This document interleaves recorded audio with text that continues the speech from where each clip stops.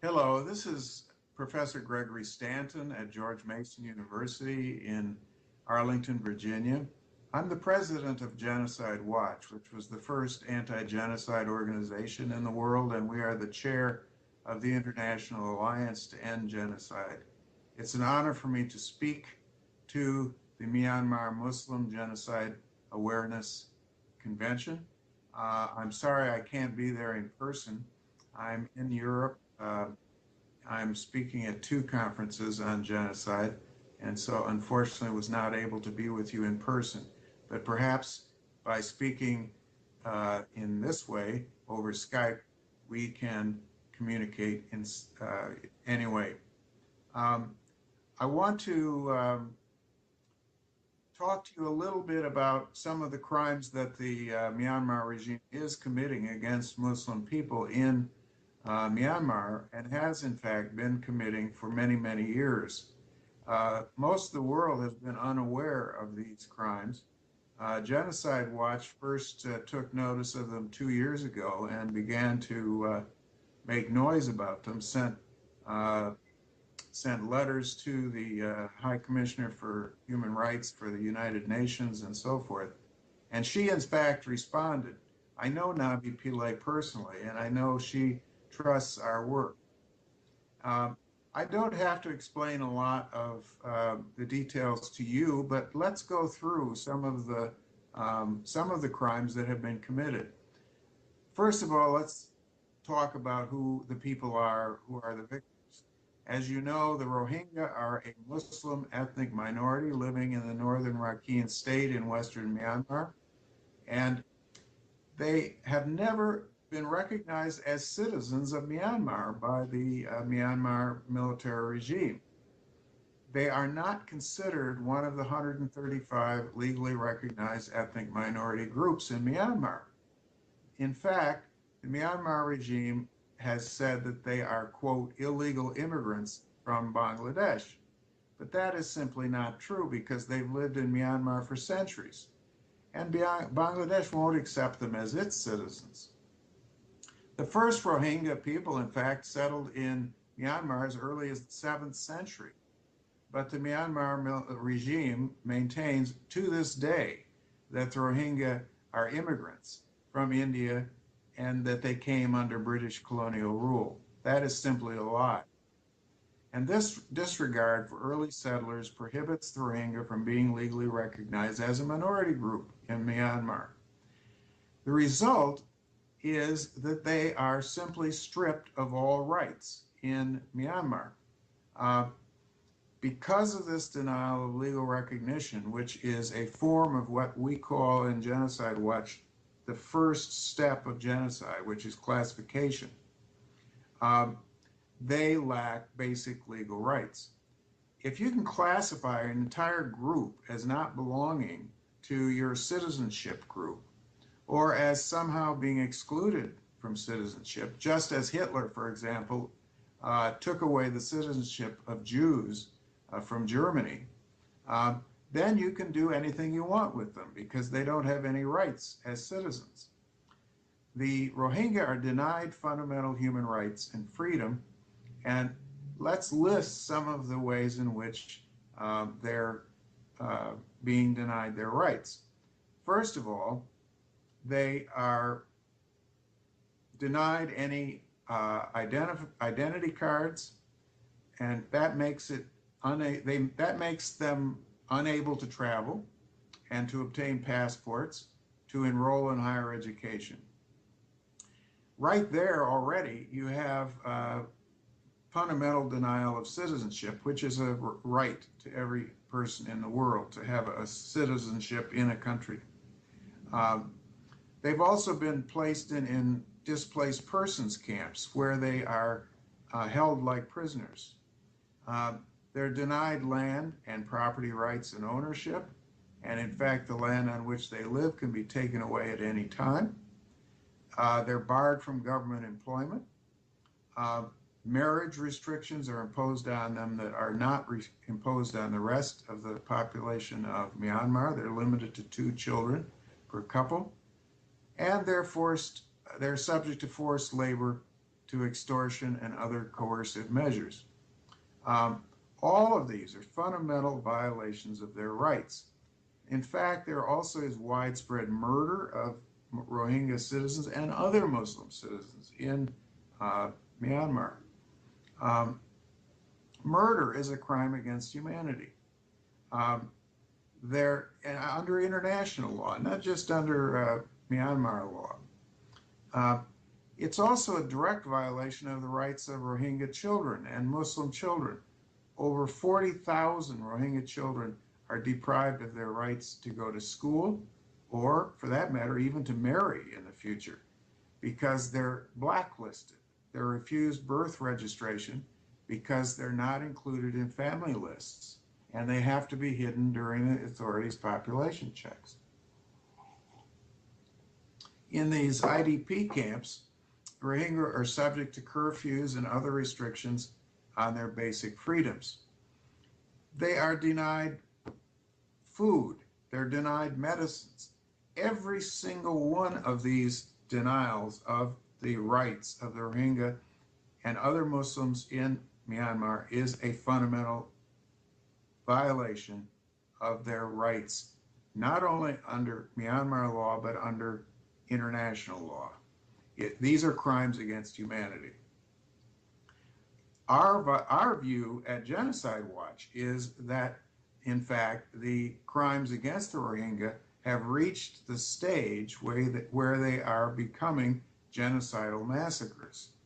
There are many Rohingya who try to escape, to flee to Bangladesh or to Malaysia in rickety boats, but they're not accorded the rights of refugees in those countries. And a lot of these boat people drown.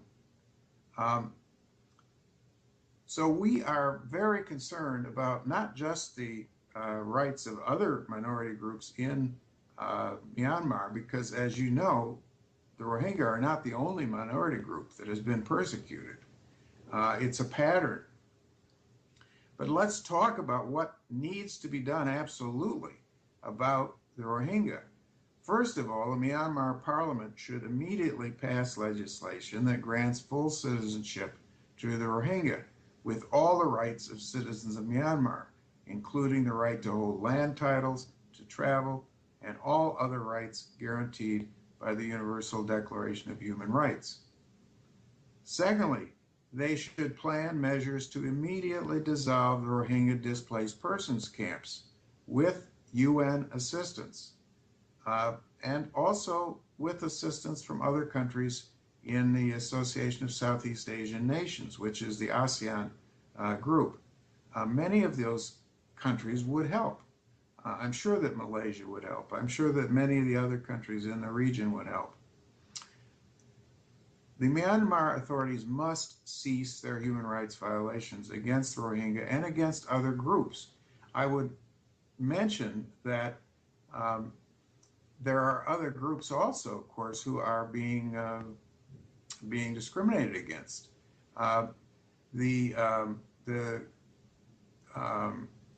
Kachin people in northern Myanmar, the ethnic Shan, have been also displaced. And in fact, the government has now started its war again against the Kachin, has attacked Kachin forces near a hydropower plant. There was supposed to be a ceasefire, but then President Thein Sein broke the ceasefire with his own army on January 19th, 2013.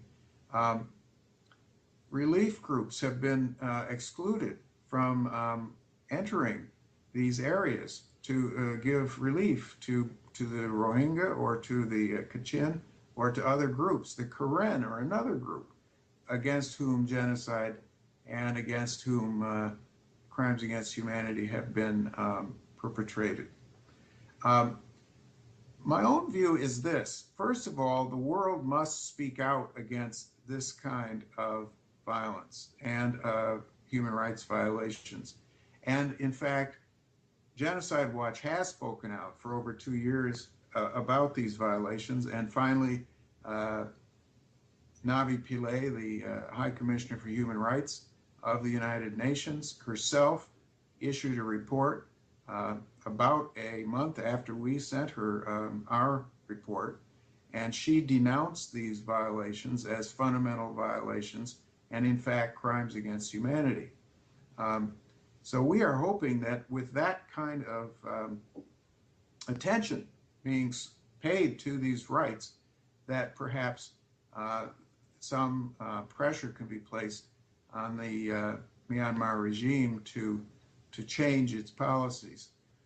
I have been impressed with the fact that when President Obama visited Myanmar, he specifically called upon the Myanmar regime to stop these violations of human rights against the Rohingya and the Kachin, the Karen, and other groups in Myanmar. I would also urge neighboring countries to begin to adhere to their duties under international law. Bangladesh should be adhering to its obligations under the UN Convention on the Protection of Refugees. One of the basic principles of that international law is what they call non-refoulement. You don't push people back if refugees come to your shores. You probably remember the many boat people who tried to flee from Vietnam and drowned at sea as they were trying to flee. Well, when Bangladesh tries to push these boats back out to sea, people die, they drown. This is a fundamental violation of the duties of Bangladesh under international law. And other countries in the region, like Malaysia, should also be adhering to these standards. And I would call upon personally Aung San Suu Kyi. This is a Nobel Prize winner, universally respected around the world as a voice of conscience for human rights around the world, and she has said nothing about these violations. And I find that unacceptable. Aung San Suu Kyi, of all people, and after all, her father and her grandfather are heroes of the history of Burma and Myanmar. She should be speaking out and saying, no, we are a bigger country than that. We are not just Burmese. We are more than just Burmese. We include many other groups as well, including Muslims, the Kachin, including the Karen, and many other minority groups. I believe Aung San Suu Kyi has it within her consciousness to do this.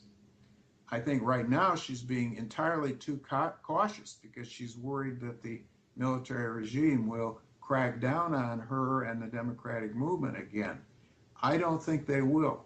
I think they will be afraid to do so because the military regime has received so much credit for freeing her and for liberalization just in the last few years, including many economic benefits, the loosening of trade embargoes and so forth. I don't think that the military regime will crack down on Aung San Suu Kyi if she speaks out about these violations of the rights of Muslims in Myanmar. So my own hope is that she will speak out and do so very soon.